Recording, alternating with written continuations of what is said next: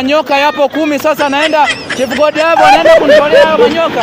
Chief Godlove kanitolea manyoka. Chief Godlove kanitolea manyoka. Ni kawaida. Naongea na kawaida.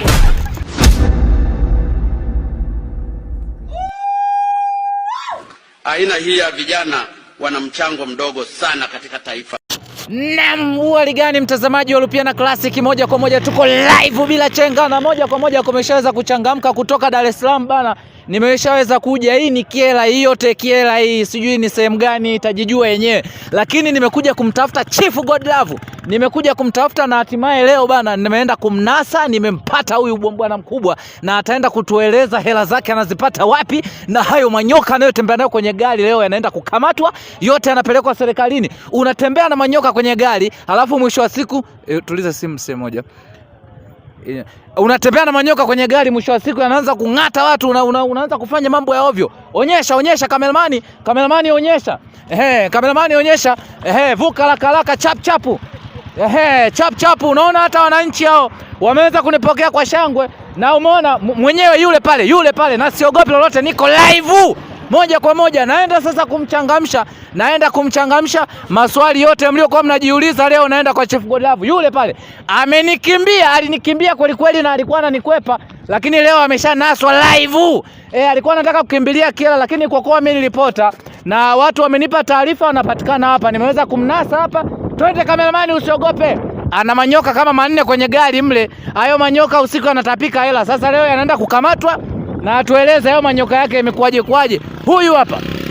Onyesha kameramani. Muonyeshe mwenyewe huyu hapa. Umeona hata hii plate namba yake? Umeona? Bwana mkubwa samani naongea naye kawaida.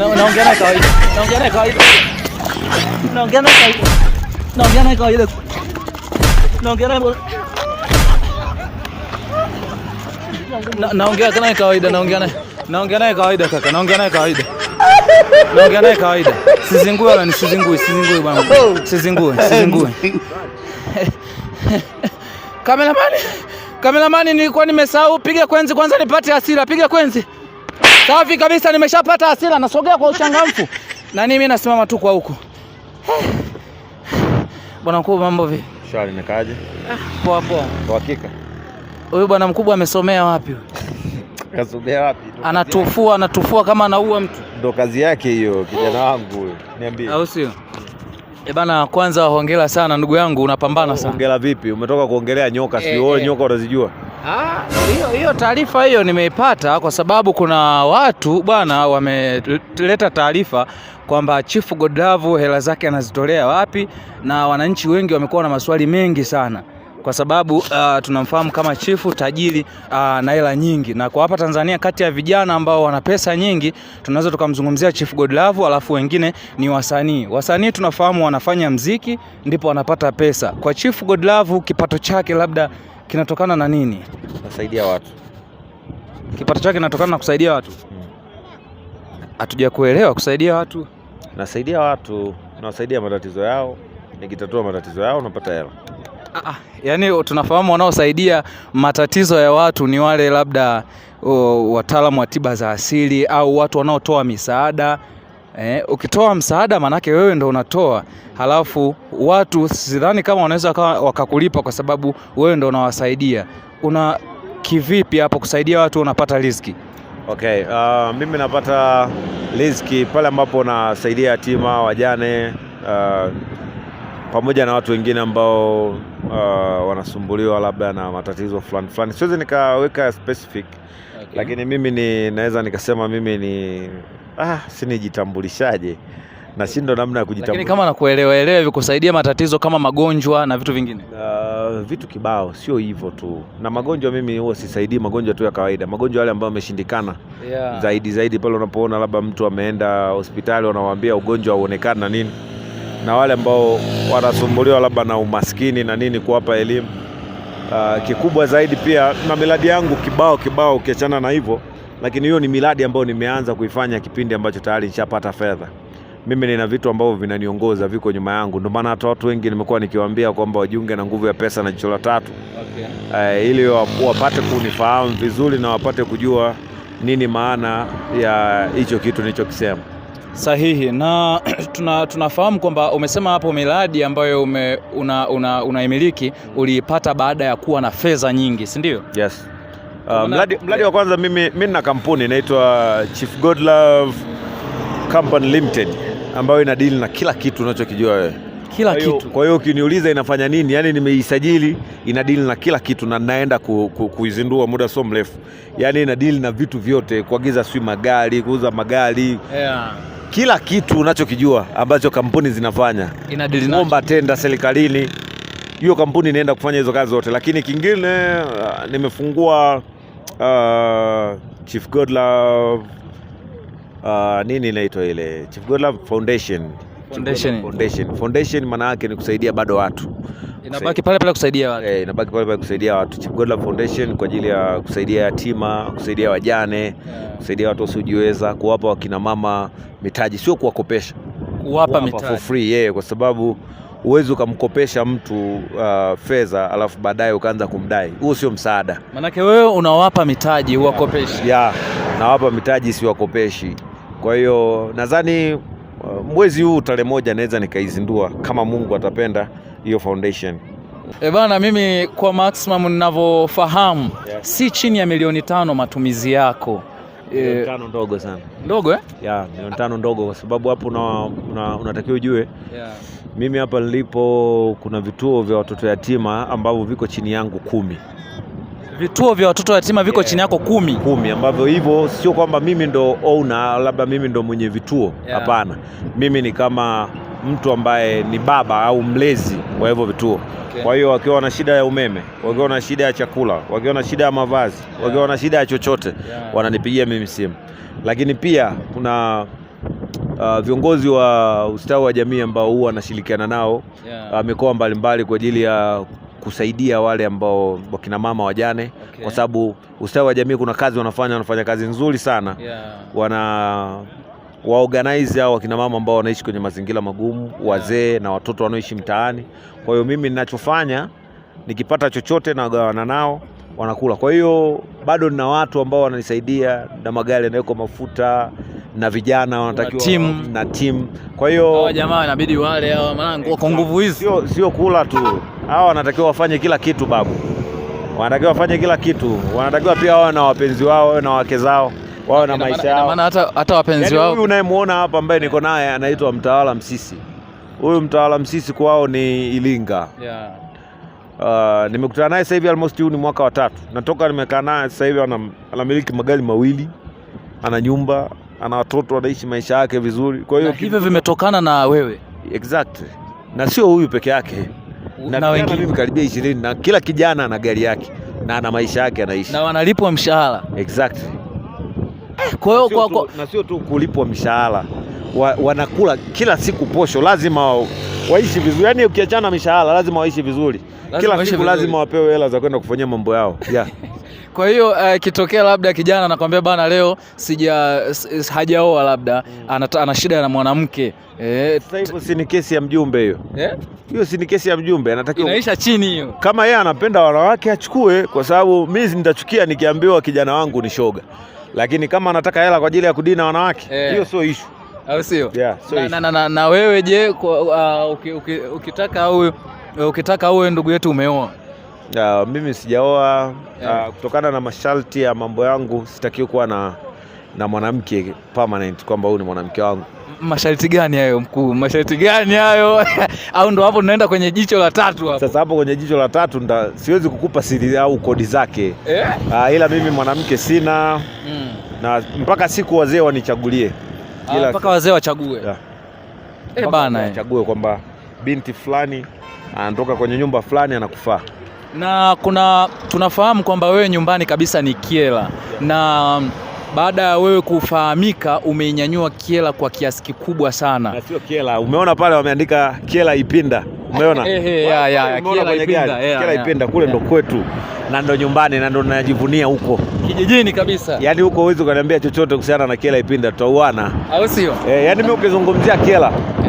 Yaani ukizungumzia Kyela kwanza natakiwa uheshimu Kyela. Kwa nini uheshimu? Kuna mtu amezaliwa ametoka Kyela.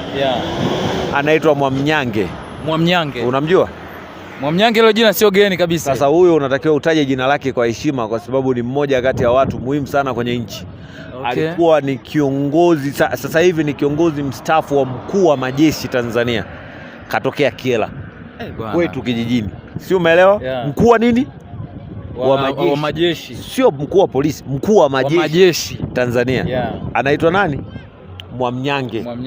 Umeelewa? Yeah. Unapotaja jina lake unatakiwa ulitaje kwa heshima, kwa adabu, kwa sababu ni mmoja kati ya watu muhimu kwenye nchi na wamechangia mchango mkubwa sana mpaka leo tuna amani Tanzania. Achana na hii, hawa watoto wa Kenya wanakuja wanasema wanakuja kufanya nini? Maandamano. Wanakuja kufanya nini? Wanakuja kufanya maandamano. Sasa tumeishi kwenye uongozi wake, kwa sababu kuzungumzia kiongozi mkuu wa majeshi, yeah, ni mtu mkubwa sana na anatakiwa kuheshimika. Umenielewa? Ni kweli. Anatokea Kyela. Si umenielewa? Kuna mtu anaitwa naweza nikakutajia mbunge mmoja anaitwa Mwakembe. Unamjua Mwakembe? Mwakembe anafahamika, ni mtu mkubwa sana huyo kwenye nchi. Yaani ukizungumzia Mwakembe unazungumzia watu wakubwa sana kwenye nchi ya Tanzania. Sana. Umeelewa? Kwenye taifa la Tanzania. Katokea Kyela. Naye anatakiwa kupewa heshima yake. Yeah. Umenielewa? Yeah. Sijui mimi pia natokea Kyela. Mtoto mdogo mwenye pesa nyingi. Niko hapa na hao nimekutajia ni wachache wanaotokea Kyela ambao tunafahamu. Hata wasanii wengi, comedian wengi sana wametokea Kyela. Comedian na nini, achana nao. Mimi nazungumzia takataka tu. Hao takataka achana nao. Mimi nazungumzia watu wa muhimu. Yaani nazungumzia watu wakubwa wenye mchango mkubwa Kyela. Yaani ukizungumzia, yaani ukisikia Kyela sasa hivi mtu anajua ni Chief Godlove, Mwamnyange na Mwakembe. Umeelewa? Watu watatu. Ndio tunaibeba Kyela, tunaweka kwenye ramani pale. Yeah. Na kuhusu familia kingine, achana na familia. Yeah. Mtu yote anayefika Kyela anatakiwa kufika kwa heshima na adabu. Kwa nini? Kwa sababu haijalishi yeye ni nani, anafanya kazi wapi. Akifika Kyela anatakiwa afike kwa adabu, kwa sababu kila unayekutana naye ana ndugu yake ambaye hujui huyu ndugu yake ni nani. Umeelewa? Huyo ndugu yake ni nani? Unaweza kukuta wewe unamkorofisha, kumbe ni mdogo wangu. Na akigusa kwa mdogo wako hapo kakugusa wewe. Sasa kanigusa mimi, hiyo ni kesi nyingine. Anacheza na tajiri hapo. Hiyo ni kesi nyingine tunazungumzia. Kwa hiyo iko hivyo, lakini kitu kingine unataka uniulize kuhusu familia ni familia bana. Kuhusiana na familia, wazazi wako wapi? Wazazi wako hapa Mbeya. Kuna mzee mmoja ana trendi sana. Anasema nitakuwezeka sijui nini, alafu kuna kipindi fulani yule anatakiwa uende ukaongea naye. Yule ni mshua tu wa mtaani, sio babangu yule. Sio babako? Mbona kama mnaendana? Mshua tu wa kitaa. Sisi watu wa Kyela wote tunafanana. Lakini umeonyesha upendo mkubwa sana, kuna kipindi ulishaka kumsaidia vitu vingi sana. Mshua. Mimi mtu yote ambaye ananiheshimu na heshimiana naye. Okay, bana, tuna vitu vingi sana vya kujua kutoka kwa chifu hapa, lakini watu wengi hawaamini kwamba niko na tajiri. Bana, sema unaweza kutunanika kofia kidogo. Utapigwa sasa hivi. Tajiri. Utapigwa sasa hivi. Sasa hivi utapigwa, shauri yako.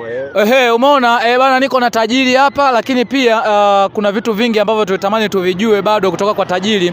Kulikuwa hapa katikati kulitokea bwana mkubwa alitangaza kuinunua Kenya, na leo nikasema Wakenya mmenituma vitu vingi sana nije nimuulize tajiri. Bana, tuko na tajiri hapa. Kwanza, mpango wenu, mpango wa kununua Kenya upoje? Upo au umekufa? Bana tajiri, watu tunasubiri kuona Kenya inakuwa ya kwetu, kwa sababu Chief Godlove ni Mtanzania, kwa hiyo akinunua itakuwa ya kwetu. Mpango ukoje na sasa hivi tumefikia wapi kwenye hii biashara? Okay, kwenye swala la kuinunua Kenya, sikusema nainunua Kenya kwamba nawanunua Wakenya wote, lakini nataka nitoe ufafanuzi kidogo. Wakenya nitawanunua, lakini sio wote, wavivu, kwa sababu kuna Wakenya ambao wanajielewa, wanajitambua. Umeelewa? Mfano rais wao wa Kenya anajitambua sana na yuko vizuri. Yule pia tunamweka pembeni kidogo. Tunamweka pembeni, lakini pia kuna madoni wapo Kenya. Kuna wazee, achana na vijana. Kwenye timu ya vijana wote wa Kenya hakuna hata mmoja anayenigusa kwenye utajiri nilionao. Utajiri wa akili, fedha kwa vijana. Kwa vijana hakuna hata mmoja. Bana, kuna watu wanatamba sana bana, Chief Godlove tuna hela sisi, tupo Kenya. Kwa ina maana wote wale wakugusa. Hakuna kijana hata mmoja ambaye anaweza akasimama na mimi tukafanya challenge za hela akaniweza. Achana na challenge za kusema tulipoti account tufanyaje. Challenge za hela. Kae mezani nionyeshe mzigo, Hakuna kijana wa Kenya anaweza kukuweza. Tukae mezani nionyeshe aseti zangu na yeye aonyeshe aseti zake. Hakuna kijana wa Kenya anayeniweza mimi.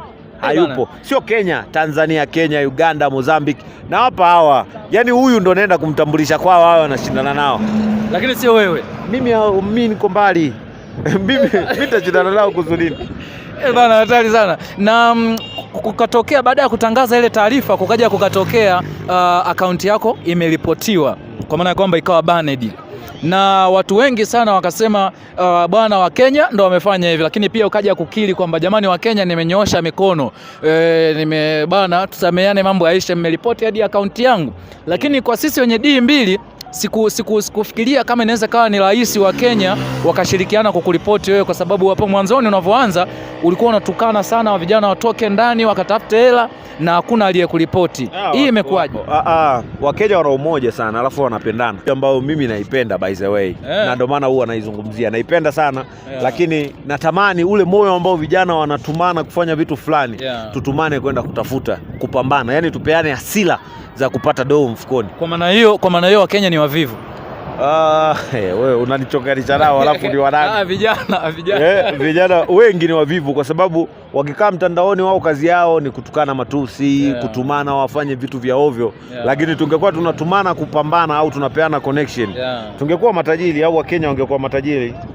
Tunavyozungumzia utajiri wa mtu, maana yake tunajumuisha mali anazozimiliki pamoja na miradi pamoja na kila kitu. Pamoja na akili, exactly. Pamoja na akili, Tajiri hawezi kawa na akili, hawezi kawa tajiri. Ukawa tajiri afu usio na akili, utakuwa wewe ni tajiri takataka. Utakuwa takataka. Okay, tukimzungumzia Chief Godlove, mpaka sasa hivi una magari mangapi? Kwa sababu hapa tunaona uko na moja, kwa maana ya kwamba wenda msafara mwingine uko nyuma, na tunavyokuona popote pale una msafara. Una magari mangapi? Na magari 15 mpaka sasa, ya kwangu peke yangu. Ukishanganya na magari ya vijana wangu 20, jana mmoja na magari mawili. Tunaweza kisema tuyaweke hapa, tunafunga mtaa. Bana, magari 15 ya kwako. Exactly. Okay. Na gari ya bei kubwa sana tuliona unasema 1.5 billion. 1.5. Yeah. Gari zingine milioni 800, 700, 300, 400. Hizo ni gari tu. Yeah. Na tukija kuangalia kwa mfano kama wewe mtu hataki kukulupua usiku, ukiachana na mali unazomiliki, fedha kama fedha anayomiliki tajiri kwenye akaunti, fedha kama fedha ambayo hapa hata mtoto akitapika usiku basi kaseti kidogo kapo. Nitakudanganya, lakini kwa sasa hivi pesa iliyoko kwenye akaunti ni nyingi sana, lakini unatakiwa ujue namiliki maeka ya mashamba. Na mashamba pia? Namiliki mashamba, namiliki viwanja, vitu kibao namiliki bro. Namiliki manyumba ambayo hata sijawahi kukuonyesha wala hayajawahi kuonekana. Na hujawahi kupost. Maisha yangu mimi ya kawaida ambayo naishi ukiachana mitandao ni maisha expensive zaidi ya mtandaoni. Yaani ukikutana na mimi face to face natisha kuliko hata mtandaoni. Bana, kweli ndugu yangu, kweli, kwa sababu tumekuja tu hapa, lakini unaweza ukaona nyomi ya watu ambao wamekuja hapa. Kameraman nionyeshe kidogo, kwa sababu ni mtu ambaye anafahamika kwao, lakini pia anaheshimika kweli kweli. Okay, kuna kipindi fulani ilitokea issue fulani wakati unaanza kabisa, ilitokea issue fulani kwamba chifu ana vimbao sijui na nini, tukaja tukaona umepoa kidogo. Baada ya hapo ulivorudi ukawasha moto. Unaweza ukaniambia labda situation ile ilikuathiri kiasi gani, au ilikutaka kukutikisa kwa namna gani? Okay, ilinitikisa kwenye akili tu, lakini kimaisha ya kawaida ikunitikisa kwa sababu mtu akisema hauna pesa wakati pesa unayo, hakuzuii chochote wala kuharibi kitu. Kweli kabisa. Yaani wewe mfano ukaja ukasema mimi sina pesa na niko nayo, na kucheka tunakuona ni kichaa. Ni kichaa tu ambaye hana la kuongea. Yeah, exactly. Kwa hiyo ile pale ilikutikisa kidogo kiakili, kwa sababu comment ilikuwa nyingi. Kuona comment nyingi, mara umetagiwa huku, mara umetagiwa kule hivyo. Na media zote zikawa natamani kuona Chief Godlove ataongea nini, atakuja na kipi. Sasa mimi nimekuja na hela. Lakini sasa unatuhakikishia kwamba umefanikiwa kwa asilimia ngapi kuwazima watu waliokuwa na midomo na waliokuwa hawakuamini? Midomo huwa haiishi babu. Midomo huwa haiishi, midomo itaendelea kuwepo na ninaipenda na nataka iendelee kuwepo ili niendelee kuwa mkubwa zaidi. Mara ya kwanza tulikuwa tunaona unawafundisha vijana kwa lugha mbovu, takataka wewe, toka magetoni na 1200 zako, watu wengi wakawa wanakuchukia. Sasa hivi tunaona kama watu wengi wamekuelewa. Unadhani ulikuwa ni sahihi kutumia lugha ngumu kuelekeza watu wawe sawa? Okay. Kwa mwanzo nilifanya vile makusudi. Nilifanya vile makusudi kwa nini? Kwa sababu nilikuwa nataka, kuna kitu nilikuwa nataka kuwafanya vijana, kuwapa motisha waamke. Lakini ningekuja na wabembeleza kwamba jamani, tafuteni hela, mnajua maisha magumu, nani angenisikiza? Wasingekufuatilia. Wala wasingenisikiza. Kweli kabisa. Na pia kuna swala hili la wanasema watu wenye hela bana, mara nyingi sana wanatoa kafara na nini ili kuweka utajiri wao uweze kuendelea kubaki. Je, wewe kwa upande wako ikoje? Kwa upande wako wewe? Kafara ni nini kwani? Kafara si masuala ya uchawi haya ili uendelee kupata mali. Kuna mali za uchawi, wewe ufahamu hizi? Kwenye hii dunia ili ufanikiwe ni lazima uchinje, na kuchinja sio kuua watu, hapana. Kuchinja ni kutoa kafara za wanyama. Hivyo nachinja sana. Kwanza ulikuwa unatupostia unafanya kafara za wanyama, sasa hivi tunaona kidogo ufanye hizo. Sionyeshi. Zamani nilikuwa sijui tu, lakini sasa hivi siwezi kuonyesha. Na kuonyesha nini sasa? Au tayari umeshavuka? Mimi nishakwambia kwamba mimi ungetaka kufanikiwa nitafute. Ujiunge na Nguvu ya Pesa ni 3 ulipie 150,000. Utaki unakojoa unaenda kulala. Sio lazima. Bana mtafute chifu. Bana namba zake nataka azitaje hapa. Mtafute kama umechoka umaskini, mtafute. Bana labda utopitisha kwenye namba zako ambazo mtu anakupata kwenye namba yako tu na sio mtu mwingine. Na kweli mimi mtu akikwambia unalipa sijui namba kwenye namba nyingine tofauti ya majina yangu, jua huyo anakutapeli, kwa sababu sijampa nafasi mtu. Na kingine watu wanatakiwa wajue kitu kimoja. Wanapolipa hiyo 150,000 sio kwamba wanalipa ili waje wapewe hela ndani ya group au mimi niwape hela. No. Nikitaka kukupa hela hautakiwi kulipa hela. Yaani mimi nikikutana na wewe nikitaka kukupa hela hutakiwi kulipa hela. Sasa kwenye group ngoja nikupe maelekezo. Nikitaka kukupa hela nakutana na wewe nakupa 1,200,000 na achana na wewe. Umeelewa? Biashara imeisha. Lakini wewe unalipia kwa nini? Unalipia kwa ajili ya muda wangu ninaotenga kwa ajili ya kukusikiliza na kutatua changamoto zako na kukuonyesha njia. Lakini tunajua wewe ni tajiri. Sasa hizi 1,500,000 zina kazi gani? Hizo 1,500,000 zina kazi kwa sababu wewe unatakiwa ulipe. Ukishalipa mimi nitenge muda wangu.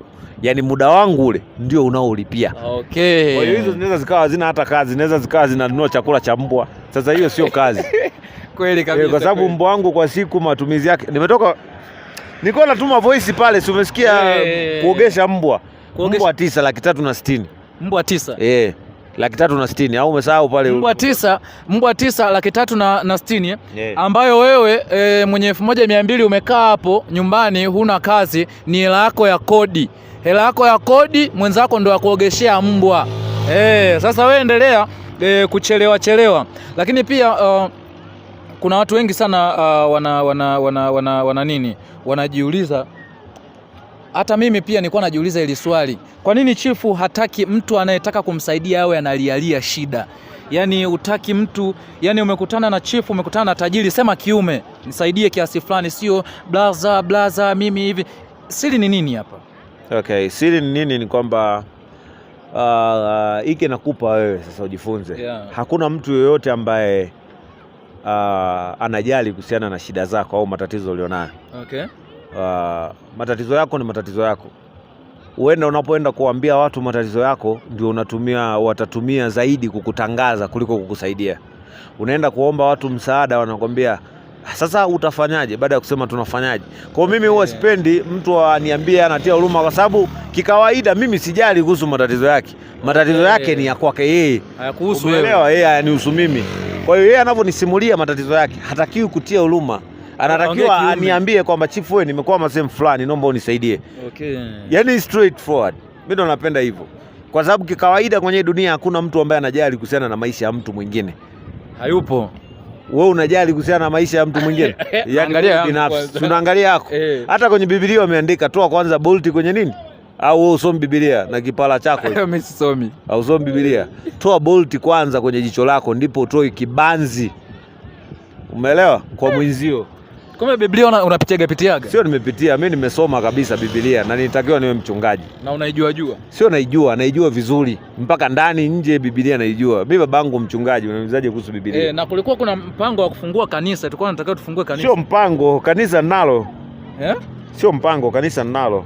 Na wewe mwenyewe unakuwa unaenda au mchungaji tu anaongoza? Naongoza mimi misa, kila kitu. Chifu. Mpaka na wachungaji na wao wanakuepo. Sasa lakini kanisani kwangu mimi sikatazi mtu kuingia. Shehe yoyote yule, shehe anaruhusiwa, mganga wa kienyeji kanisani anakuja, mpagani anakuja na sadaka watoe. Sio lazima, kwa sababu mimi nina hela. Mambo mengine yote. Kwanza kanisani kwangu watu wanakuja wanakula bure chakula. Yaani kabla hatujasali. Kabla mjasali unakula. Uingie umeshiba. Ugopi hapa utapoteza waumini kwa sababu wengine wakila wanatimka. Mimi sina shida nao, hata hivyo wao ndo wana shida na mimi kwa sababu mimi naijua pesa iliko. Wao wananishida na mimi sina shida nao. Bana, tulikuwa na tajiri hapa bana. Kama una swali jingine bana, huyu bana sijui kama nitaonana naye tena.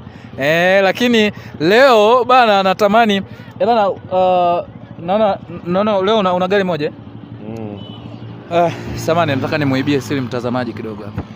Mtazamaji, moja kwa moja nimeweza, bwana mkubwa aliweza kunitufua kidogo, lakini umeona baada ya kuwasili hapa wote majirani wote wamekimbilia ndani baada ya kuniona, na waliowasili hapa wanatetemeka baada ya kuniona mimi, na wamependekeza niwe mjumbe wa mtaa huu niweze kuwarekebeshea maisha yakae vizuri. Na chifu uliomwona hapa bwana mkubwa nilisahau nani hivi, hatuwezi tukaokota kidogo?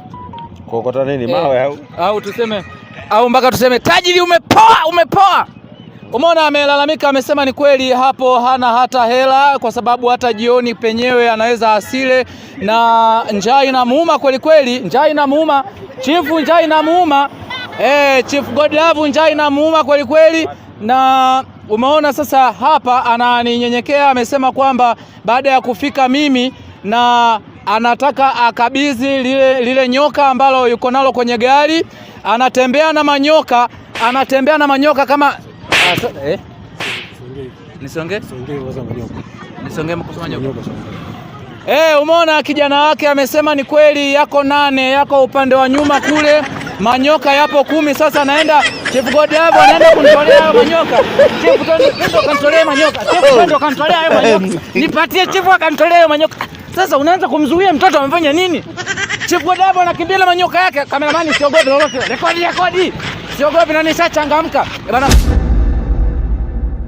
aina hii ya vijana wana mchango mdogo sana katika taifa.